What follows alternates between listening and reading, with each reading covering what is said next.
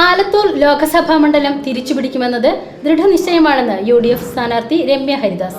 Erumapetty press ക്ലബിൽ സന്ദർശനം നടത്തി മാധ്യമപ്രവർത്തകരോട് സംസാരിക്കുകയായിരുന്നു രമ്യ ഹരിദാസ്.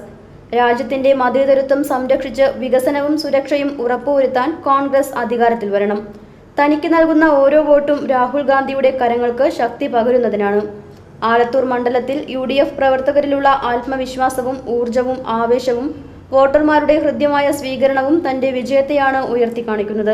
ആലത്തൂർ ഇടതുപക്ഷത്തിന്റെ കോട്ടയാണെന്ന് ഇടതുപക്ഷമാണ് അവകാശപ്പെടുന്നത്. അല്ലാതെ വോട്ടർമാരിൽ നിന്നും മണ്ഡലം UDF തിരിച്ചുപിടിക്കുമെന്നും രമ്യ ഹരിദാസ് പറഞ്ഞു. പോകുന്നതിന് വേണ്ടി അവരെടുത്തിരിക്കുന്ന ഒരു ദൃഢപ്രതിജ്ഞയുണ്ട്.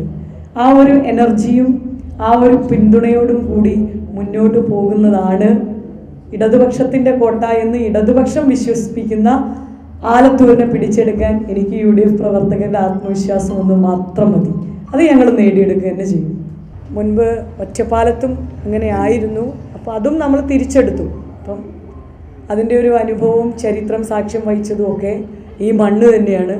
അപ്പം ഇത്തവണ UDFിൻ്റെ കൈകളിലേക്കാണ് എന്നുള്ളത് അതൊരു നിശ്ചയമായിട്ടും ജനങ്ങൾ തന്നെ തീരുമാനിച്ചിരിക്കുന്ന. Press club president Kabeer Kadangode അധ്യക്ഷനായി. ഭാരവാഹികളായ റഷീദ് എരുമപ്പെട്ടി സ്വാഗതം പറയുകയും രാധിക KR പൂച്ചെണ്ട് നൽകുകയും KK മാത്യു നന്ദി പറയുകയും ചെയ്തു. UDF നേതാക്കളായ രാജേന്ദ്രൻ അരങ്ങത്ത്, Ambalappattu Manikandan, V Keshavan, K Jaishankar, MK Jose, MM Saleem, PS Suneesh തുടങ്ങിയവർ പങ്കെടുത്തു.